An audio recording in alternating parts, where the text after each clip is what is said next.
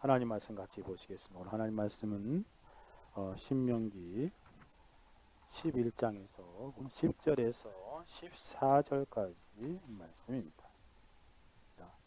내가 들어가 얻으려 하는 땅은 내가 나온 애굽 땅과 같지 아니하니 거기서는 너희가 파종한 후에 밭에 발로 물대기를 채소밭에 댐과 같이 하였거니와 너희가 건너가서 얻을 땅은 산과 골짜기가 있어서 하늘에서 내리는 비를 흡수하는 땅이요 내 하나님 여호와께서 권고하시는 땅이라. 제초부터 새말까지 내 하나님 여호와의 눈이 항상 그 위에 있느니라. 내가 오늘날 너희에게 명하는 나의 명령을 너희가 만일 정종하고 너희 하나님 여호와를 사랑하여 마음을 다하고 성품을 다하여 섬기면 여호와께서 너희 땅에 이른 비 늦은 비를 적당한 때에 내리시리니 너희가 곡식과 포도주와 기름을 얻을 것이요. 아멘. 기도하고 하나님 말씀 듣겠습니다. 아버지 하나님, 또 한 주간을 하나님의 크신 은혜 가운데 살았습니다. 하나님의 은혜가 아니면 볼품없고 하나님의 은혜가 아니면 아무것도 아닌 자들임을 하나님 아십니다. 하나님의 크신 은혜 안에서 우리를 지키시고 인도하시고 보호하시고 함께하여 주셔서 세상 가운데에서 살다가 또 하나님 앞에 예배하려 우리를 불러주셨사오니 하나님 이 예배 가운데 우리 주 예수 그리스도의 십자가의 공로와 그리스도께서 열어놓으신 그 지성소로 향하는 놀라운 그 산 길을 통하여 주의 보좌 앞으로 나아가기를 원하오니 주여 우리를 받으시고 그리스도 예수 안에서 우리의 영혼 안에 주시는 풍성한 하늘에 속한 신령한 은혜로 채워 주옵소서.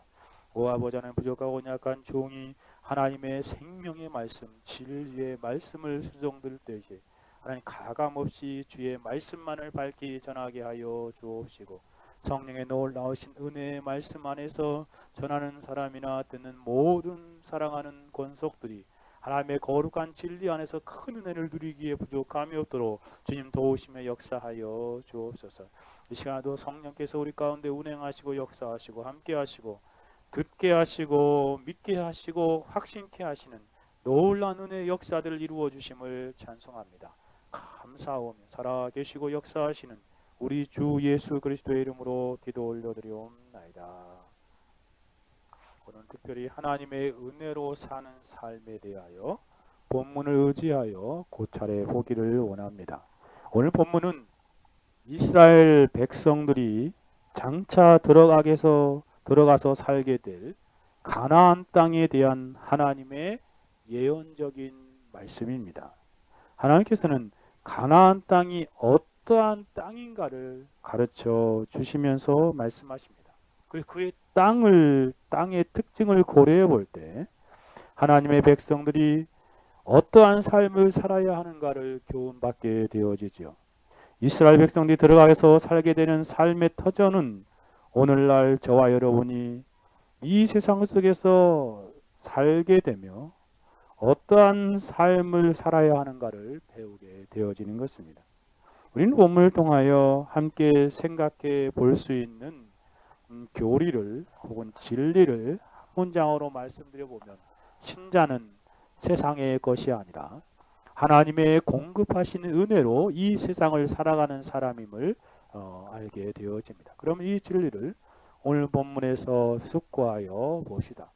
먼저 10절을 또 14절까지 내용을 간단히 살펴보면 10절에서 말하는 바와 같이 장차 얻게 될 가나안 땅이 이전에 살았던 애굽 땅과 같지 않다라고 말씀하십니다. 그리고 11절에서는 가나안 땅의 지형적인 특징을 알려주시고 계시고요. 12절에서는 가나안 땅의 영적인 특징을 말씀하시고 계십니다. 지형적인 특징은 산과 골짜기가 있는 땅입니다. 그래서 하늘에서 내리는 비를 흡수하는 땅이라 라고 말해주고 있습니다.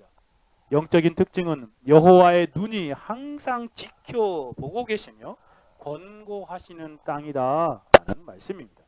그리고 13절과 14절에서는 가나안 땅에서 이스라엘 백성들이 어떠한 삶을 살아야 하는 것을 구체적으로 언급하시고 계십니다. 그것은 여호와의 말씀을 청종하고 하나님만을 사랑하는 삶을 살아야 한다는 것입니다. 그때 가나안 땅에서 생명을 유지하며 살 수 있다는 말씀입니다.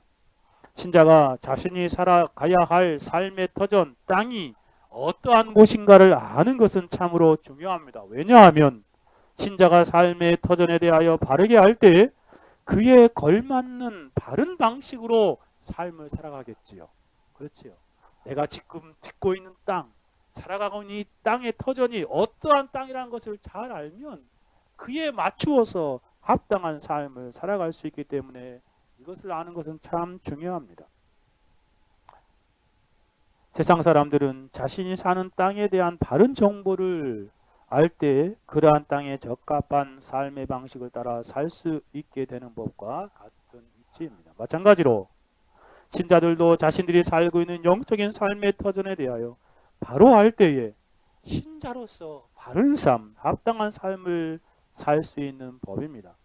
그러면 신자가 살아가는 삶의 터전이 어떠한 곳인지 오늘 함께 숙고해 보기를 원합니다.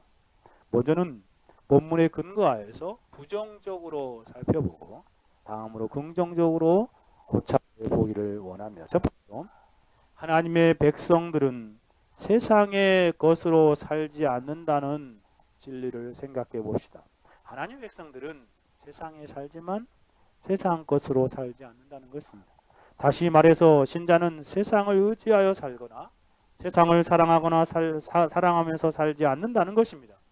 신자는 불신자들이 살아가는 삶의 방식과 같은 그러한 삶으로 살지 않는다는 것입니다. 모든 세속주의적인 방식으로 이 세상을 살아가는 사람들과 달리 우리는 그렇게 살아가지 않는다는 안음을 오늘 본문에서 깨닫게 되어집니다. 신자의 삶의 터전은 불신자들의 삶의 터전과 다르기 때문에 필연적으로 그러한 삶을 살아간다는 것입니다. 참된 신자는 세상 사람들의 삶의 방식대로 살아가지 않습니다. 신자는 불신자들과 동일한 땅에 살지만 세상 사람들과 삶이 전혀 다른 방식으로 살아간다는 것입니다. 오늘 본문 10절을 보십시오. 10절을 한번 같이 읽어보겠습니다. 같이 한번 읽어봅시다. 시작.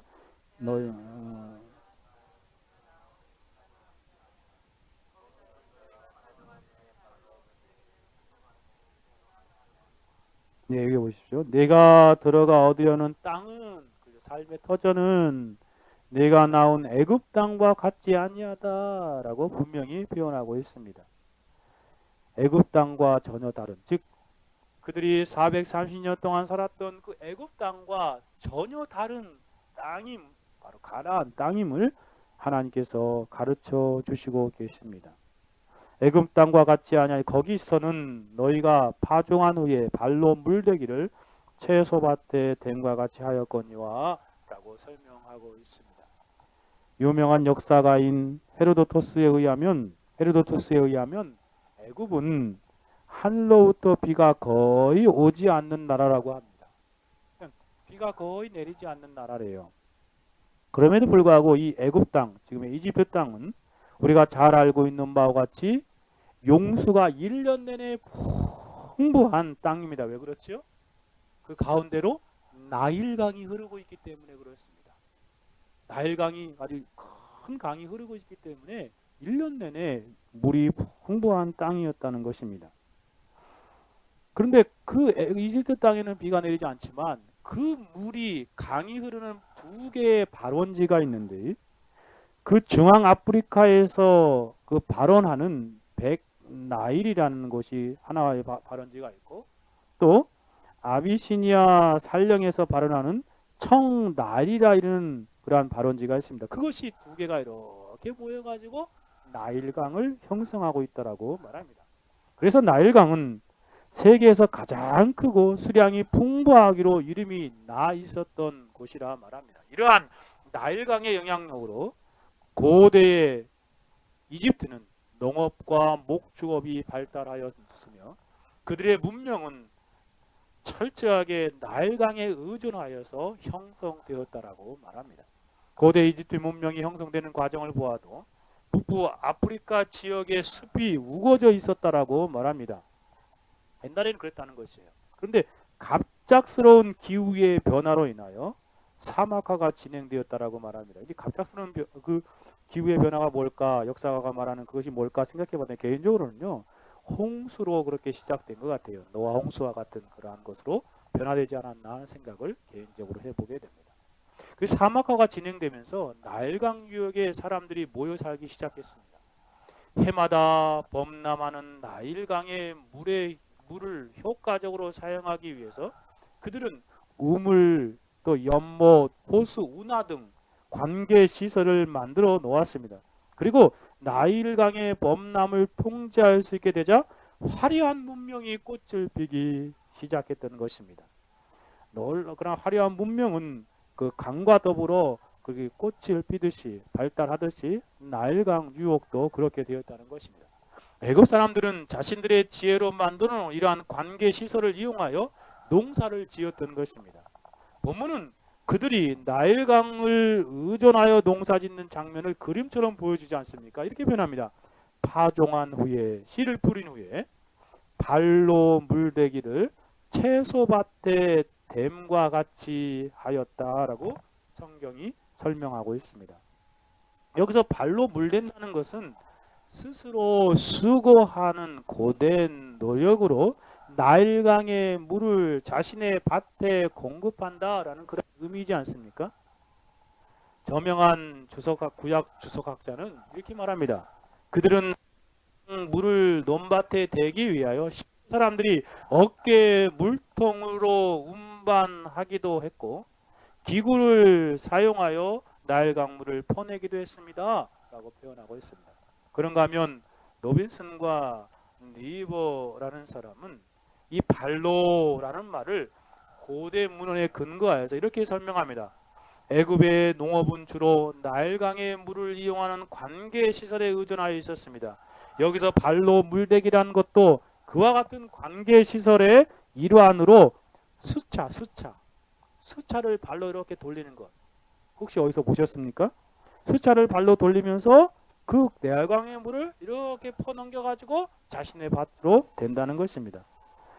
농경지에 연결된 수로에 물을 끌어들이면서 그렇게 자신의 발에 물댄다. 그러니 얼마나 수고와 큰 노력이 요구되는 것이었습니까? 여러분 혹시 우리나라에서도 그런 수차 같은 게 있죠. 어떤 거죠? 염전에 가면 사람들이 이렇게 막 뺑뺑 돌아가는 물레방가 있잖아요. 예. 그 막 굴리면은 여기 있는 바닷물 이렇게 들어와서 보이게 하는 것이죠. 그렇죠. 옛날에 그런 그 발로 물댄다라는 그런 표현이 바로 그런 것입니다. 그리고 여러분 여기 서울숲에 가봐도 그 밑에 또랑이 있는 물을 애들이 막 끌어올리죠. 어떻게 끌어올립니까? 막 돌리면 이 물이 이렇게 올라와가지고 똑 쏟아지고 또 쏟아지고 그러지 않습니까? 그와 같이 어떤 도구를 이용하여서 발로 물대는 그러한 모습들을 표현하는 것입니다. 수차를 발로 돌리는 것을 이미지와 형상화한 것입니다. 그래서 스펄전은 이 발로 물대는 것에 대해 아주 극심한 노동으로 표현하고 있습니다. 그들의 삶은 고통스러웠습니다. 큰 고생이 따랐던 것이죠. 세상의 사람들은 자신의 발로 자신의 땅에 물을 대었습니다. 이 본문이 나는 동방에서 발로 물레방아를 돌려 물을 끌어올리는 것을 표현한다고 생각합니다. 그래서 발로 땅에 물을 공급합니다. 그것은 애굽 땅이 엄청나게 힘든 노동으로 물이 공급되었음을 의미합니다. 황폐화되는 것으로부터 유지하기 위해 그렇게 했던 것입니다. 라고 설명합니다. 애굽 땅은 스펄전이 말한 바와 같이 극심하게 힘든 노동이 필요한 곳이었습니다. 항상 나일강의 물이 풍부하지만 자신들이 스스로 고되게 노력함으로 노동을 하지 않으면 그들의 밭에 물을 댈 수 없고 농사를 지을 수 없는 것입니다. 그러면 이러한 애굽 땅의 삶의 모습은 우리에게 가르쳐주는 영적인 삶의 방식이 무엇입니까? 스펄전은 이렇게 말하더라고요. 세속적인 사람의 상태와 같다라고 표현합니다. 동시에 하나님의 자손들이 이전에 죄의 법 아래에서 붙잡혀 살아갈 때 살았던 전형적인 삶의 모습을 말하는 것입니다. 자신이 열심히 노력하고 정말 자신의 모든 삶을 투자하여서 그렇게 자신의 스스로 노력하며 먹고 사는 그런 모습들을 표현한다는 것입니다. 결국 말하려고 하는 것이 무엇입니까? 세상 사람들의 삶의 방식과 다르게 참된 신자는 그러한 삶을 살지 않는다는 것입니다. 참된 신자는 세상 사람들처럼 그렇게 살아가지 않는다는 것입니다. 여러분, 세상 사람들 보십시오. 철저하게 그들은 애굽 사람의 그러한 삶처럼 날과 강과 같은 세상으로부터 모든 것을 공급받아 살아가고 있지 않습니까? 즉 철저하게 세상을 의지하여 살아갑니다. 세상만을 사랑하는 삶을 살아갑니다. 철저하게 그들은 세상 의존적인 삶을 살아가고 있습니다. 그들에게는 세상이 전부입니다. 그래서 이 세상만을 의지하고 세상을 사랑하고 자랑하며 살아가죠. 그러나 신자들은 이 세상에서 세상 사람들처럼 살지 않습니다. 성경은 말하지요. 요한 1서 2장 15절에 이 세상이나 세상에 있는 것들을 사랑치 말라. 누구든지 세상을 사랑하면 아버지의 사랑이 그 속에 있지 아니하니 라고 표현하고 있습니다. 예레미야 버로지의 표현처럼 신자는 땅의 것을 생각하는 삶을 살지 않습니다. 즉 세속주의를 철저히 경계하고 멀리하는 삶을 살아간다는 것입니다. 교회 안에 있으면서도 세상을 사랑하면서 사는 사람은 참된 신자라 할 수 없습니다. 자신이 세상을 사랑하는 세상 사람임을 교회 안에서 드러내는 것이죠. 예수님의 제자 가운데 12제자 가운데 하나인 가룟유다와 같은 사람이 바로 그런 사람이요. 바울 일행에서 함께 전도행을 떠났던 데마와 같은 사람이 그런 사람이지 않습니까? 디모데 4장 10절에 보니 데마는 이 세상을 사랑하여 나를 버리고 데살로니가로 갔다라고 표현하고 있습니다. 신자는 세상 사람들처럼 세상을 사랑하는 세속주의적인 방식으로 살지 않는다는 것입니다. 세상을 의지하거나 세상을 사랑하지 않는 삶을 살아가죠. 그것은 애굽 땅의 삶의 방식이었습니다. 오늘 본문에서도 그것을 이렇게 설명하지 않습니까? 내가 들어가 얻은 땅은 내가 나온 애굽 땅과 같지 아니하니. 무슨 말입니까? 애굽 땅에서 살았던 방식으로 살지 않는다는 것입니다. 그렇죠? 그런 삶을 살지 않는 것이 신자의 삶이다 라고 표현하고 있습니다. 그럼 좀 더 구체적으로 생각해 봅시다. 신자가 세상 사람들의 방식대로 세상을 의지하지 않고 세상을 사랑하지 않고 사는 구체적인 몇 가지 그런 내용들을 한번 생각해 보기를 원합니다. 먼저 생각해 볼 수 있는 것은 신자는 세상 사람들처럼 돈을 사랑하며 살아가지 않는다는 것입니다. 세상 사람들의 특징은 돈을 사랑함으로 돈이 전부인 줄 알고 살아가지 않습니까? 신자는 돈을 사랑하지 않는다는 것입니다. 여러분 성경을 보십시오. 돈을 사랑하는 삶에 대하여 신자는 어떠한 삶을 살아간다고 말합니까? 신자는 돈을 사랑하고 돈을 의지하여 사는 사람이 아님을 분명하게 표현하고 있습니다. 디모데전서 6장 10절에 이렇게 말합니다.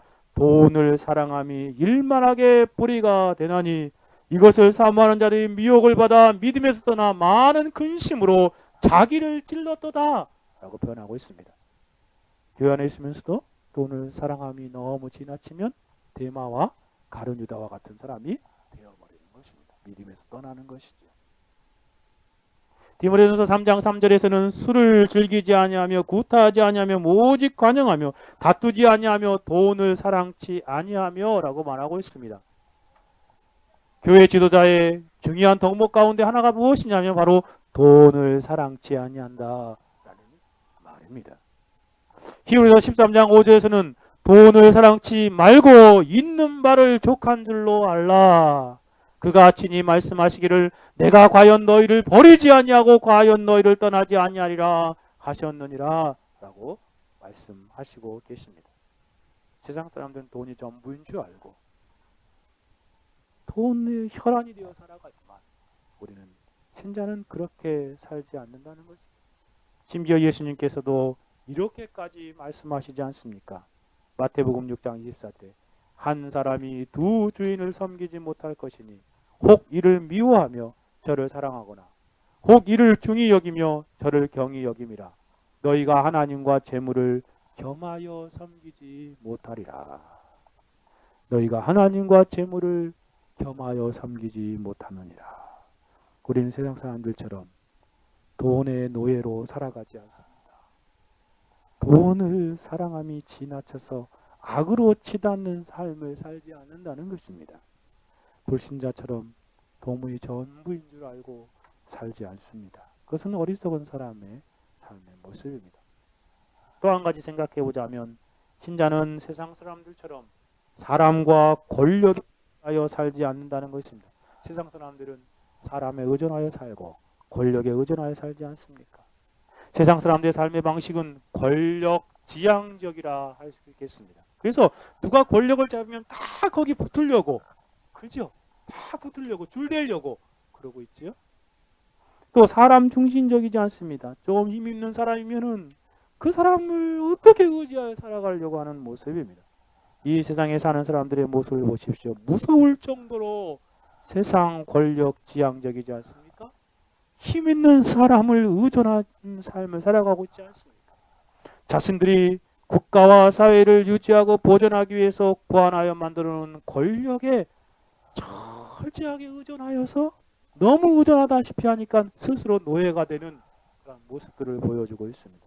세상 사람들은 세상의 권력과 사람 의존하는 삶의 모습이 지나쳐서 자신이 스스로 그것의 노예가 되고 추종하고 따르는 모습을 보여주고 있습니다. 마치 사무엘 시대에 이스라엘 백성들이 그 주위의 나라가 다 왕이 있으니까 사무엘에게 와서 우리에게도 왕을 세워달라고 강렬하게 부르짖어 외치는 그런 모습과 같이 세상 사람들은 권력 의존적으로 살아가고 있습니다.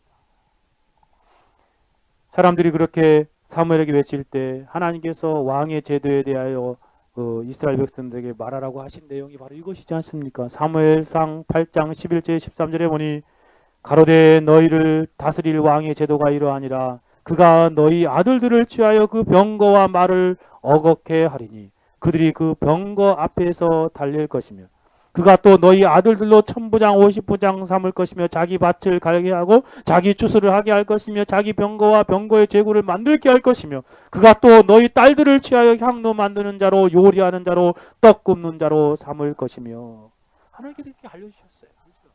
실제로 그렇지 않습니까? 그가 또 너희 밭과 포도원과 감람함에 제일 좋은 것을 취하여 자기 신하들에게 줄 것이며 그가 또 너희 곡식과 포도원의 소산의 11조를 취하여 자기 관리와 신하에게 줄 것이며 또 너희 노비와 가장 아름다운 소년과 나귀들을 취하여 자기 일을 시킬 것이며 너희 양떼의 10분의 1을 취하여 너희가 그 종이 될 것이라 라고 표현하고 있습니다. 세상 사람들은 세상의 권력과 사람을 의존하여 살아갑니다. 그러나 세상 사람들과 달리 신자는 세상 권력과 사람을 의존하며 살지 않습니다. 성경은 이렇게 권면하지 않습니다. 시편 146편 3절에 방백들을 의지하지 말며 도울 힘이 없는 인생도 의지하지 말지니. 정말 그렇습니다. 방백들, 권세자들, 힘 있는 사람들 의지하지 말라. 도울 힘이 없는 인생도 의지하지 말라. 오직 하나님만을 의지하라는 말씀이죠. 심지어 하나님께서는 하나님의 백성들이 권력과 사람을 의지하는 행위를 심각한 죄로 취급하시고 진노하지 않습니까? 이스라엘 나라가 적군이 쳐들어왔을 때, 이스라엘 나라에 적군이 쳐들어왔을 때 그들을 막기 위해서 애굽을 의지하는 모습을 보여주고 있습니다. 그때 하나님은 진노하시며 이렇게 말합니다. 예레미야 2장 13절에 내 백성이 두 가지 악을 행하였나니 곧 생수의 근원되는 나를 버릴 것과, 즉 하나님 의지하지 않고 다른 것을 의지하는 것을 뭐라고 말하냐면 나를 버렸다 라고 주님 말씀하시며 책망합니다. 스스로 웅덩이를 판 것인데 그것은 물을 저축지 못할 터진 웅덩이라. 하나님 외에 다른 것들을 의지할 때 그렇게 터진 웅덩이를 판 것과 같다라고 말합니다. 이사야 선지자는 보라 내가 애굽을 의뢰하도다. 그것은 상한 갈대의 지팡이라. 썩어버린 갈대 지팡이래요. 뭔 힘이 있습니까? 그것과 일반이라. 사람이 그것을 의지하면 손에 찔려 들어가리니 애굽 왕 바로는 그 의뢰하는 자에게 이와 같이 하리라. 사람을 의지하면요, 하나님 아닌 다른 사람을 의지하고 세상을 의지하면 다시 내가 거기에 노예가 된다는 것입니다. 우리는 그렇게 이 땅에서 방백들과 사람을 의지하는 삶을 살아갈 수 없습니다. 놀라운 것은 다윗도 노년에 자신의 군사력을 의지하고 싶은 마음이 들었는지, 군사력이 얼마나 되는지, 인구가 얼마나 되는지 그 계수하는 모습이 보여지지 않습니까? 평생 하나님을 의지하며 살아왔는데 노년에 자신의 군대를 의지하려고 하는 모습이 이 하나님의 사람 다윗에게도 나타나고 있습니다. 그때 하나님께서는 크게 진노하여서 세 가지 그런 가운데 하나 택하라고 말씀하셨을 때 언역을 택하여서 7만이나 죽는 불상사를 경험하지 않습니다. 비록은 다윗의 작은 실수이지만 군대를 의지하고 백성들을 사람들을 의지하려고 하는 것 작은 실수이지만 하나님께서는 그가 의지하였던 백성들을 치시는 모습으로 하나님이 얼마나 진노하시는지 보여주고 있습니다. 하나님께서는 사람을 의지하는 모습을 우상숭배 여기십니다. 그리고 진노하십니다. 참으로 신자는 어느 한순간만 아니라 평생 동안 사람과 권력을 의지하지 않는 삶을 살아야 함을 교훈하게 됩니다. 그러므로 우리는 불신자처럼 권력자나 사람을 의존하여 살지 말아야 할 것입니다. 오직 하나님만을 의존하는 삶을 살아야 합니다. 이게 바로 참된 신자의 모습이죠. 세월이 지나갈수록 더욱더 주님 의존적인 삶을 살아가십시다. 한 가지만 더 생각해 봅시다. 신자는 세상 사람들처럼 세상 향락과 쾌락으로 살지 않는다는 것입니다. 신자는 세상적인 즐거움과 쾌락과 향락을 사랑하고 그것을 누려보려고 혈안이 되어서 삶을 살지 않는다는 것입니다. 이 세상 사람들의 삶을 보십시오. 세상의 연락을 위하여 정말 살아가는 모습이 그들의 삶 가운데 방대하게 나타나지 않습니까? 금요일날 저녁만 되면 여기가 아주 시끄럽습니다. 그저께 저녁도 여기 막 난리에 날.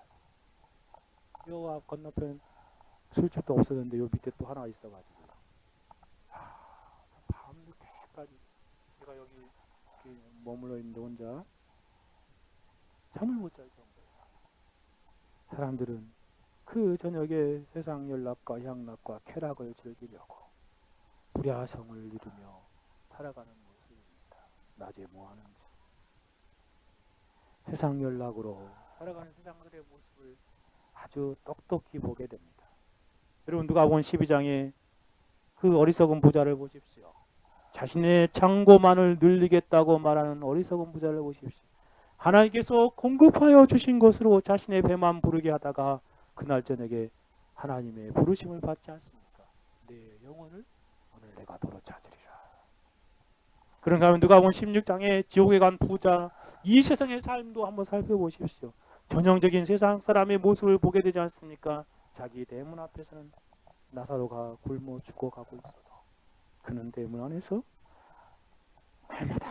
날마다의 호화의 잔치를 베풀며 연락하는 모습을 보여주고 있습니다.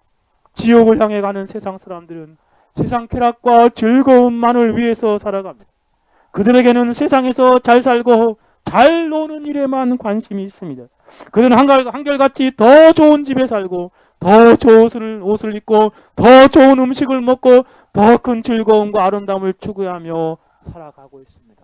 철따라 이곳저곳 여행을 다니면서 주일에 교회에 가는 신자들을 조롱하고 멸시하기까지 합니다. 아마 이 시간에도 자신에게 주어진 이 황금 같은 시간을 세상을 더 즐기고 세상 향락에 푹 빠져 살아가는 그것에 자신의 삶을 허비하고 있을 것입니다.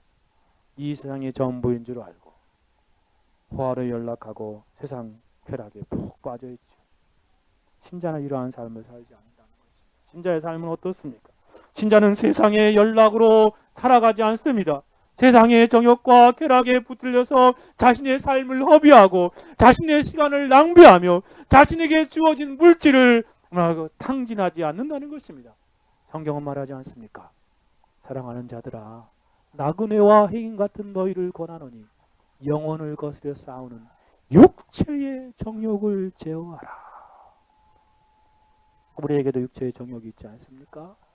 그들을 제어하고 그들을 가라앉히는 삶을 살아가는 것이. 디모데후서 2장 22절에는 또한 내가 청년의 정욕을 피하고 주를 깨끗한 마음으로 부르는 자들과 함께 믿음과 사랑과 화평을 좇으라. 그렇습니다. 신자는 이러한 삶을 살아가야 합니다. 이러한 삶을 사는 것은 왜입니까? 이 세상은 잠깐이요. 그 후에는 이 세상에 살았던 삶을 가지고 하나님의 심판대 앞에 서서 재판을 받아야 할 것이기 때문에 그렇습니다. 고린도후서 4장 18절에 이렇게 말합니다. 우리의 돌아보는 것은 보이는 것이 아니요 보이지 않는 것이니 보이는 것은 잠깐이요 보이지 않는 것은 영원하며. 그렇습니다. 보이는 것은 잠깐 있다 없어져 버리는 것입니다. 우리의 믿음으로 보는 보이지 않는 것은 영원하기에 보이지 않는 것을 추구하는 사람은 보이는 것이 전부인 줄 알고 살 수 없다는 것입니다. 전도서 12장 13절 14절에도 일의 결국을 다 들었으니 하나님을 경외하고 그 명령을 지킬 것이지어다. 이것이 사람의 본분입니다. 하나님은 모든 행위와 모든 은밀한 일을 선악간에 심판하시리라. 신자가 이것을 알기에 신자는 세상 사람들처럼 세상 향락과 쾌락 그것이 전부인 줄 알고 살아갈 수 없는 것입니다. 사랑하는 여러분, 참으로 신자는 이 세상 속에 살아가고 있지만 애굽의 방식으로 살지 않습니다. 신자는 세상 것으로 사는 사람들처럼 세상을 의지하며 살지 않고 세상을 사랑하는 삶을 살지 않습니다. 저는 간단히 돈과 권력자들과 사람과 세상 향락만을 말씀드렸습니다. 이 밖에도 신자는 불신자들이 살아가는 방식으로 살지 않습니다. 신자는 세상이나 세상에 속한 모든 것들 그런 것들로 이 세상을 살아가지 않는다는 것입니다. 전례역정에 보면 크리스찬이 또 믿음이 신앙의 세상의 시장이라고 말할 수 있는 허영의 시장을 통과하는 장면이 비춰지고 있지요. 그곳에서 파는 모든 물건에 대하여 관심을 가지지 않고 지나치려고 하는 모습을 보여주고 있습니다. 거기서 팔리는 부분도 이런 것들이 있잖아요. 그 항목들을 보니까 허영의 시장에 이러한 것들을 팔렸습니다. 이러한 것들이 집들, 토지들, 명당짜리, 무역, 불자들, 그리고 직위, 명예, 승급, 귀족, 칭호들, 국가들, 왕국, 욕정, 향락 등이 거래되고 또한 모든 종류의 쾌락을 위하여 매춘부들, 포주들, 아내, 남편, 아이들, 주인, 하인, 생명, 피, 육체, 영혼, 은, 금, 진주를 비롯한 각종 보석들 등등 별의별 것들이 다 있었습니다. 게다가 이 시장에는 언제나 요술사들, 사기꾼들, 도박꾼들, 바보들, 악한들, 장난꾼들, 온갖 쾌락과 악에 젖은 사람들이 술렁이고 있었습니다. 또한 도둑질, 살인, 간통, 거짓 맹세, 피 묻은 것들 등등 무시무시한 것들이 언제나 자료들로 구경할 수 있었습니다. 세상은 이러한 것들로 가득합니다. 신자는 이러한 것들을 의지하거나 사랑하거나 이러한 것들을 사서 구매하려고 하는 일에 시간과 물질을 허비하는 삶을 살지 않는다는 것입니다. 존 번이 제시하는 항목들 중에 심지어 선한 것들이라고 하더라도 하나님보다 더 의지하고 더 사랑한다면 그것은 불신자들의 삶의 방식입니다. 우리는 아브라함처럼 말년에 얻은 귀하고 귀한 약속의 자녀를 더 사랑하는 삶도 단호하게 믿음으로 떨쳐 버려야 하는 것입니다. 신자는 세상과 세상에 속한 모든 것들을 사랑하거나 의지하면서 살지 말아야 합니다. 사랑하는 여러분, 여러분은 이제껏 어떠한 삶을 살아왔습니까? 또 앞으로 어떠한 삶을 살기를 원하십니까? 세상의 속에서 살아가고 있지만 우리는 세상 것으로 사는 존재가 아님을 깊이 명심하십시다. 우리가 살아갈 삶의 터전은 애굽 땅과 같은 삶의 모습이 아닙니다. 신자는 세상 것으로 살지 않습니다. 세상을 의지하거나 세상을 사랑하는 세상 사람들과는 다른 삶을 살아갑니다. 그러므로 돈을 의지하지 마십시다. 권력을 의지하지 마십시다. 명예를 자랑하고 의지하지 마십시다.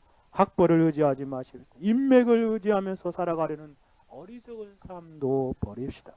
이 세상에 거래되는 이러한 것들에 지나친 관심을 기울이지 마십시오. 세상에서 일평생 동안 살아가는 동안 세상을 너무 지나치게 의지하거나 세상을 많이 사랑하는 그런 삶을 살지 않는 저와 여러분이 되어야 하겠습니다. 그러면 왜 신자가 이러한 삶을 살지 않는 것입니까? 세상을 사랑하는 삶을 살지 말아야 하는 이유가 무엇입니까? 오늘 본문을 다시 한번 읽어봅시다. 10절에 이렇게 말하지 않습니까? 내가 들어가 얻은 땅, 내가 나온 애굽 땅과 같지 아니하니 라고 하시는데, 여기서 내가 나온 땅이라 라고 말하지 않습니까? 내가 이전에 살았는데 거기서 출애굽해 나왔죠. 그 땅에서 나왔다는 것이에요. 하나님 백성들이 애굽 사람들이 사는 방식대로 살 수 없는 이유가 무엇인지 분명히 가르쳐주고 있지요. 그것은 바로 그들이 더 이상 애굽 땅에 있지 않기 때문에 그렇습니다. 그곳으로부터 나왔기 때문에 그렇습니다. 이미 그들은 돌아갈 수 없는 강을 건넜습니다. 하나님 그래서 그들을 홍해길로 인도하셔서 홍해를 갈라지게 하고 건넌 후에 다시 홍해를 닫으셨던 것이죠. 돌아갈 수 없는 강을 건넌 사람입니다. 애굽의 모든 삶의 방식을 뒤로하고 나온 사람들입니다. 그러니 이제는 애굽 사람들의 삶의 터전과 삶의 방식과 같이 살고 싶어도 살 수 없는 것입니다. 마찬가지로 신자는 세상 사람들과 같은 방식으로 살지 않습니다. 신자는 세상 속에 살고 있지만 더 이상 세상을 의지하며 살 수 없습니다. 세상의 애착을 가지고 세상을 사랑할 수 없는 것입니다. 그러한 삶을 살고 싶어도 살 수 없는 것입니다. 에베소서 8절 9절에 말한 것처럼 너희가 전에는 어둠이더니 어둠일 때는 어둠의 일들을 행하며 살았겠지. 그러나 이제는 주 안에서 빛이라. 빛의 자녀들처럼 행하라. 빛의 열매는 모든 착함과 의로움과 진실함에 있느니라. 그렇습니다. 옮겨진 것이에요. 골로새 1장 14절에 말한 것처럼 그가 우리를 흑암의 권세에서 건져내사 그의 사랑의 아들의 나라로 옮기셨느니라 라고 말하지 않습니까? 하나님께서 이미 어둠의 일 가운데 있는 사람들을 빛으로 옮겼습니다. 그러니 빛 가운데 어떻게 다시 어둠의 일을 살아간다는 것입니다. 사랑하는 여러분, 우리는 어떠한 삶을 살고 있습니까? 우리는 이 세상에서 어떠한 삶을 살아가고 있나요? 주일에 교회에 와서 예배를 드리고 주일이 지나면 다시금 세상 속에 살아가게 될 것인데 어떠한 삶을 살려고 하십니까? 신자는 세상의 것으로 살지 않고 세상을 사랑하지 않고 세상을 의존하지 않는 삶을 사는 사람들입니다. 왜냐하면 우리는 이미 세상 속에 있지만 세상에 속한 사람이 아니기 때문에 그렇습니다. 세상 공중권세 잡은 세력 안에서 벗어나 하나님의 나라에 속한 사람들이기 때문에 어둠의 일을 벗고 빛의 갑옷을 입고 빛의 자녀들처럼 행하는 삶을 살아가는 것입니다. 저와 여러분, 남은 인생은 참으로 모든 애굽 땅의 삶의 방식을 멀리하는 삶을 살고 하나님 나라의 백성으로서 바른 삶을 살아가야 하겠습니다. 부정적인 측면에서 애굽 사람과 같은 삶을 살지 않는 세상 사람의 방식대로 살지 않는 사람들이 신자임을 생각해 보았습니다. 두 번째로 가봅시다. 긍정적인 측면을 살펴봅시다. 하나님의 백성들은 성도들은 권고하시는 하나님의 은혜로 사는 자들이라는 진리를 생각해 봅시다. 즉 하나님의 백성들은 세상 사람들처럼 살지 않고 하나님의 은혜로 사는 사람들이라는 것이에요. 하나님께서 이스라엘 백성들이 들어가서 살게 될 가나안 땅에 대하여 말씀하시는데 그것은 신자가 이 땅에서 어떠한 삶을 사는가를 잘 가르쳐주고 있죠. 그것은 어떤 삶이에요? 신자는 하나님의 은혜로 살아가는 사람들이다 라는 말입니다. 11절 말씀입니다. 그 가나안 땅의 지형적인 특징을 이렇게 설명하고 있습니다. 같이 한번 읽어볼까요? 시작. 너희가 건너가서 얻을 땅은 산과 골짜기가 있어서 하늘에서 내리는 비를 흡수하는 땅이요. 야, 놀라운 표현입니다. 그 가나안 땅의 특징을 잘 설명해주고 있습니다. 실제로 가나안 땅은요, 일부 적은 땅을 제외하고는 평지가 없습니다. 애굽 땅은 그들이 살았던 고센 땅은 완전히 삼각주 평화가 펼쳐진 곳이었죠. 근데 그런 평지와 같은 그런 땅에서 그들이 살았는데 다시 하나님이 인도하여 들어가게 하는 가나안 땅은요, 그런 평지가 거의 없어요. 뭐라고 표현합니까? 산과 골짜기가 있어서, 산과 골짜기가 있는 고도가 높은 땅입니다. 우리가 그 이스라엘의 수도라고 말씀드린 예루살렘, 그 예루살렘에도 그 해발 몇 미터인지 아십니까? 예루살렘이 해발 790m입니다. 상당히 높지요. 790m 가량 되는 높은 지대에 있습니다. 오늘 성경이 말하는 바와 같이 산과 골짜기가 있는 땅이죠. 요단강이 물론 있습니다. 근데 요단강이 여러분, 요단강이 어떠한 땅인지 아세요? 혹시 성실내 가보기 저는 화면으로 이렇게 잘 봤는데 요단강이요, 큰 강처럼 생각되세요? 아, 그래요. 건기 때는 거의 조그만 내천 정도, 이렇게 또 얼마 안 되는 아주 물도 조금 흘러나는 그런 강입니다. 아주 작은 강이에요. 아주 작은 강임을 볼 수 있어요. 대부분 산악 지대라 농사를 지을 때 요단강으로부터 물을 대기에는 참으로 어려운 지역입니다. 가나안 땅은 애굽에서와 같이 물수차를 돌리는 자신들의 수고와 노력으로 나일강에서 물을 끌어다가 자신의 밭에 물을 댈 수 없는 지형입니다. 그렇게 농사를 지을 수 없는 땅이에요. 더욱이 가나안 땅은 물을 금방 흡수하는 땅이다. 아주 마른 땅이라는 것이에요. 물이 밑에가 없어서 금방 흡수해버리는 땅이에요. 이러한 가나안 땅에서 녹사를 짓기 위해서는 필연적으로 필요한 것이 있는데 그것이 무엇이냐면 하늘에서 내리는 비에 의존해야 합니다. 하늘로부터 비가 내리지 않으면 농사를 지을 수 없는 것이에요. 그러한 땅이 바로 가나안 땅입니다. 여러분, 이러한 가나안 땅의 모습을 생각할 때 어떠한 그러한 교훈을 받게 됩니까? 여러분, 이러한 땅이 있지요. 이러한 땅을 우리는 그렇게 부르지요. 하늘 천자, 물 숫자, 놈답자, 밭답자가 뭐라고 합니까? 천수답이다 라는 말을 쓰지 않습니까? 천수답. 이스라엘 땅은 바로 천수답과 같다는 생각이 마음에 그림처럼 스치고 지나갑니다. 가나안 땅은 마치 천수답과 같은 비슷한 땅이에요. 천수담은 물을 모아놓은 담수로부터 용수를 공급할 수 없는 땅입니다. 지형이 높은 지대에 있는 밭이나 논으로 그곳에 농사를 짓기 위해서는 반드시 뭐가 내려야 돼요? 하늘에서 비가 내려야 합니다. 비가 와야 비로소 농사를 지을 수 있어요. 천수답을 가지고 있는 농부는 그래서 비가 언제 나오나 하늘을 쳐다보며 사는 것입니다. 비가 내려야 밭을 갈고 비가 내려야 씨를 뿌리고 비가 안 오면 농사를 위해서 아무것도 할 수 없는 것입니다. 또한 농작물이 자라는 것도 하늘에서 비에 의존할 수밖에 없는 것입니다. 수확을 하기까지 때를 따라 이른 비와 늦은 비가 적당하게 내려주지 않으면 농사를 다 망치는 것입니다. 여러분, 이러한 하나님의 백성들이 들어가서 살아가는 가나안 땅의 그러한 지형적인 특성에서 어떠한 영적인 교훈을 발견하게 되십니까? 신자는 이 세상을 살아갈 때 어떠한 삶의 방식으로 살아감을 보여주는 말씀입니다. 한마디로 말하자면 신자가 사는 삶의 터전은 천수답과 같은 하늘에서 내리는 비로 사는 방식으로 살아간다는 진리이지 않습니까? 진실로 신자는 천수답과 같은 땅에서 살아가는 사람들입니다. 여기서 여러분은 무엇을 공급하게 됩니까? 신자는 이 세상에서 어떠한 삶을 살아가는 사람을 보여주고 있습니까?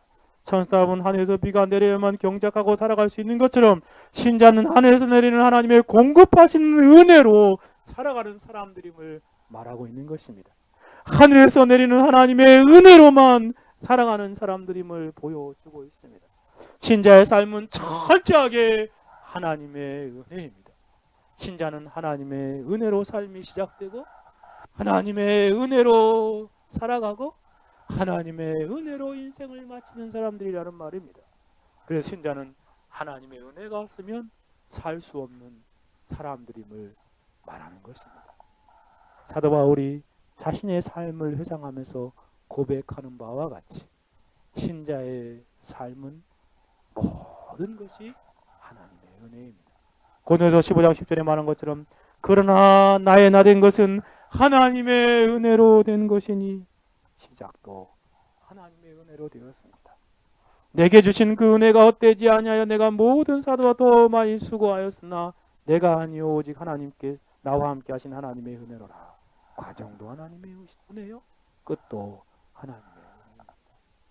전수닭과 같은 땅에서 사는 신자의 삶의 모습은 하늘로부터 내리는 아버지 하나님으로부터 공급되는 빛들의 하나님으로부터 공급되는 하늘에 속한 은혜로 말미암아 이 땅을 살아가는 자들임을 보여주는 것입니다. 모든 것이 하나님의 은혜입니다. 우리는 이런 하나님의 은혜를 세 가지 차원에서 말씀드릴 수 있습니다. 첫째로 신자의 삶은 하나님의 은혜로 과거에 시작되었습니다. 그렇지 않습니까? 즉 하늘로부터 자신에게 구원의 은혜가 주어졌지 않습니까? 이스라엘 백성들이 애굽의 노예의 삶에서 구원받은 것도 신자들이 장차 가나안 땅에 들어가서 그 땅을 얻게 되는 것도 전적인 구원의 은혜이지 않습니까? 하나님의 은혜가 아니면 신자의 삶은 시작될 수도 없었던 것입니다. 동일하게 우리가 어떻게 하나님의 백성이 되고 하나님의 자녀가 되었습니까? 모든 것의 시작은 하나님의 은혜이지 않습니까? 노존스의 말처럼 하나님의 은혜는 모든 것의 시작입니다. 정말 그렇습니다. 출발선상에서 하나님의 구원의 은혜가 아니면 어느 누구도 하나님의 백성이 될 수 없었습니다. 하나님의 구원의 은혜가 아니면 우리가 하나님을 알 수도 없고 믿을 수도 없었습니다. 하나님의 구원의 은혜가 아니면 우리가 어떻게 하나님의 자녀가 될 수 있었단 말입니까? 전적인 하나님의 은혜로 구원받아 시작된 것입니다. 6월 어린 양의 희생적인 죽음과 보혈로 출애굽하였듯이 우리 주 예수 그리스도의 십자가의 대속의 은혜와 십자가의 보혈의 은혜로 값없는 은혜로 말미암아 구원으로 더 신자의 삶이 시작된 것이지 않습니까? 그러니 신자는 하나님의 은혜로 삶을 살아가기 시작합니다. 존 버년이 은혜로 구원받는다는 아주 작은 책에서 택하신 자들을 향한 전적인 하나님의 구원의 은혜를 말하는데 뭐라고 말하냐면 그것은 창세 전부터이다 라고 설명하더라고요. 창세 전부터이다. 창세전에 택하신 자들을 향하신 하나님의 전적인 은혜로 구원을 받게 되는 것이다 라고 설명하더라고요. 정말 그렇지 않습니까? 신자의 삶의 시작은 전적인 은혜입니다. 우리가 조성되기도 전에, 우리가 만들어지기도 전에 하나님이 우리를 향하여 은혜를 예비하시고 이 세상에 태어나자 은혜를 베푸신 것입니다.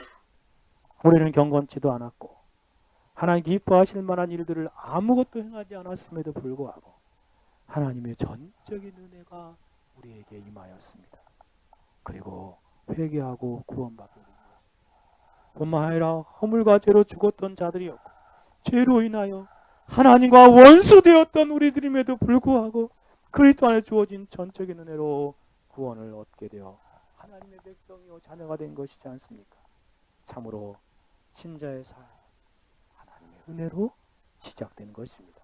두 번째로 신자는 하나님의 은혜로 오늘을 살아갑니다. 신자의 삶의 전 과정은 하나님의 은혜이다 라고 말할 수밖에 없지 않습니까?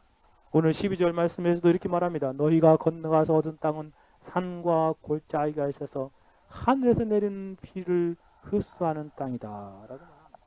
가나안 땅에서의 이스라엘 백성들의 삶을 생각해 보십시오. 가나안 땅은 그곳을 철을 따라 하늘로부터 주어지는 비가 아니면 살 수 없는 곳입니다. 동일하게 신자들은 저와 여러분의 삶도 매일같이 주어지는 하나님의 은혜가 아니면 살 수 없습니다. 신자는 그리스도 안에서 매일매일 시간 공급되는 일용할 은혜로 살아갑니다. 우리에게 주어진 것들 중에 어느 것 하나 하나님의 은혜가 아닌 것이 무엇이겠습니까? 우리의 인생의 뒤에 한 길을 되돌아보면 하나님의 은혜의 흔적들 뿐이지 않습니까? 모든 것이 하나님의 은혜로 살아가고 있습니다. 특별히 애굽 땅과 비교하여 볼 때 하늘에서 내리는 비를 흡수하는 땅인 가나안 땅은 얼마나 복된 땅인지요. 애굽 사람들이 자신의 경작지에 물을 대게 중한 노동을 하는 것과 비교할 때 신자의 삶의 터전은 하나님의 은혜로 사는 신자의 삶의 방식은 참으로 복된 삶의 모습입니다. 스펄전이 말한 것처럼 여러분이 들어갈 땅은 여러분의 발로 물을 대야 할 땅이 아닙니다. 물은 자발적으로 주어지는 것입니다. 그 땅은 하늘로부터 비에 의하여 물을 공급받는 것입니다. 여러분은 여러분의 집에 앉아 있을 수 있습니다. 혹은 여러분의 포도나무, 무화과나무 아래서 쉴 것입니다. 하나님께서는 친히 여러분의 여러 번의 물을 공급하는 분일 것입니다. 여러분은 고요하게 앉아서 평온하게 하나님의 은혜를 바라고 하나님의 은혜를 주심을 보며 살아가고 여러분 영혼 안에 그것들을 간직하며 살 것입니다. 진정으로 얼마나 복된 인생입니까? 전적인 하나님의 공급하신 은혜로 사는 신자는 참으로 복된 사람입니다. 이 말을 부정적으로 표현하면 신자는 하나님의 은혜가 없으면 살 수 없는 자들입니다. 하나님의 은혜로만 지속적인 은혜로만 살아가는 사람들이 신자이죠. 어제도 또 오늘도 하나님의 풍성한 은혜가 하늘로부터 주어져서 살아가는 삶이 신자의 삶입니다. 사실 이 말씀을 듣고 있는 이스라엘 백성들 가나안 땅에 이르기까지 광야 40년 동안의 삶이 바로 그와 같은 삶이었지 않습니까? 매일 내리는 만나로 말미암아 그들이 하나님의 은혜로 매일 공급받아 살아갔던 삶의 모습입니다. 그 땅이 그러한 삶이 그대로 가나안 땅으로 이어지고 있는 것입니다. 이것처럼 신자는 하나님의 은혜로 오늘을 사는 사람입니다. 셋째로 신자는 장차 주어질 하나님의 은혜로 삶을 살아갈 것들을 소망하는 사람입니다. 우리는 이제껏 하나님의 은혜로 살아왔습니다. 지금도 하나님의 은혜로 살고 있지요. 그러므로 우리는 앞으로도 순례길을 가는 동안에 하나님의 은혜를 소망하고 기대하면서 하나님의 은혜로 살아갈 것이 분명합니다. 우리가 살아갈 미래는 한 번도 걸어가지 않은 낯선 길과 같아서 우리는 미래를 생각할 때 두려움에 사로잡히기도 합니다. 그러나 성경은 내일 일을 위하여 근심하거나 염려하지 말라라고 두려워하지 말라라고 권면합니다. 왜냐하면 하나님께서 이제껏 은혜를 주셨듯이 앞으로도 은혜로 살 것이기 때문이라는 말입니다. 한번 생각해 보십시오. 이스라엘 백성들이 애굽에서 430년 살면서 마지막 약 100년은 극심한 핍박과 심하게 고생하는 노예로 지내었습니다. 그러한 삶 가운데 언제 노예 생활에서 해방되려나 라고 생각하고 하나님을 향하여 부르짖었습니다. 하나님의 놀라운 은혜로 출애굽의 날이 그들에게 오지 않았습니까? 그들이 그렇게 부르짖을 때는 언제나 우리가 이 고통하는 곳에 고생해서 벗어나려나 했지만 하나님은 은혜를 베풀어 주셨습니다. 그런가 하면 바벨론 포로 가운데에서 언제나 해방되려나 하는 생각을 하였을 것입니다. 하나님께서는 꿈꾸는 것 같은 은혜로 해방시키시고 다시 그 이스라엘 땅으로 돌아오게 하셨습니다. 우리는 계절이 바뀔 때마다 아주 혹독한 겨울날을 보내게 되면 언제나 봄이 오려나 라고 생각하곤 합니다. 하나님의 은혜로 어김없이 봄은 우리에게 곧 찾아오지 않습니까? 꽁꽁 언 땅이 녹고 대지는 움이 돋고 새싹이 돋기 시작하는 하나님의 은혜를 되곤 합니다. 그런가 하면 봄에 경작을 하면서도 이 씨를 눈물로 씨를 뿌리는데 언제나 수확을 할 수 있리라 생각하지만 하나님의 은혜는 언제나 동일하게 열매를 거두어 드릴 수 있게 하십니다. 때로 영적인 순례길 가는 동안에 극심한 고난 가운데서도 언제 이 어둠의 터널을 다 통과하려나 하는 생각도 해보지만 놀라운 것은 하나님의 은혜로 그날이 그리 길지 않고 멀지 않게 우리 곁에 곧 다가오는 것들을 우리는 은혜 안에서 발견하지 않습니까? 밤이 깊으면 아침이 가깝듯이 어김없이 하나님의 은혜 안에서 내일의 태양이 동쪽에서 떠오르는 경험을 우리의 매일의 삶 가운데 경험하게 합니다. 이 모든 것은 하나님의 일반 은총 안에서 우리에게 주어진 놀라운 은혜이지 않습니까? 하물며 하나님의 자녀들을 향한 특별한 하나님의 은혜는 어떠하겠습니까? 이제껏 하나님의 놀라운 은혜로 살아왔듯이 내일도 밀물처럼 밀려오는 하나님의 은혜로 살아갈 것입니다. 또 밀려오고 또 밀려올 것입니다. 빛들의 아버지로부터 위로부터 주어지는 하나님의 은혜로 살아갈 것입니다. 매일 아침마다 동쪽에서 떠오르는 태양처럼 하나님의 은혜는 한결같이 우리의 삶의 앞길에 떠오를 것이고 비추어질 것입니다. 성도는 이러한 하나님의 은혜를 소망하면서 기대하면서 내일을 살아가는 사람들입니다. 뿐만 아니라 신자는 이렇게 살다가 이 세상의 삶이 다 마치게 되면 영적인 순례길을 마치게 되면 천상에 이르게 될 영화로운 상태의 놀라운 하나님의 은혜를 깨닫게 되어질 것입니다. 하나님의 놀라운 은혜는 이 세상에서만 계속되는 것이 아니라 우리가 죽음의 문을 통과하면 우리를 영원한 천국의 항구에 안전하게 이르게 될 놀라운 특별한 영구한 은혜입니다. 그 나이 되면 우리는 다 고백하겠죠. 오, 하나님의 은혜로, 놀라운 하나님의 은혜로 라고 고백할 수밖에 없을 것입니다. 신자는 세상의 영화가 아니라 하늘의 영광을 바라면서 살아갑니다. 전호의 표현처럼 역적인 사고방식으로 하늘을 바라며 하늘을 소망하며 하늘로부터 주어지는 은혜를 바라며 그것을 묵상하며 이 땅을 살아가는 것입니다. 말씀을 마치고자 합니다.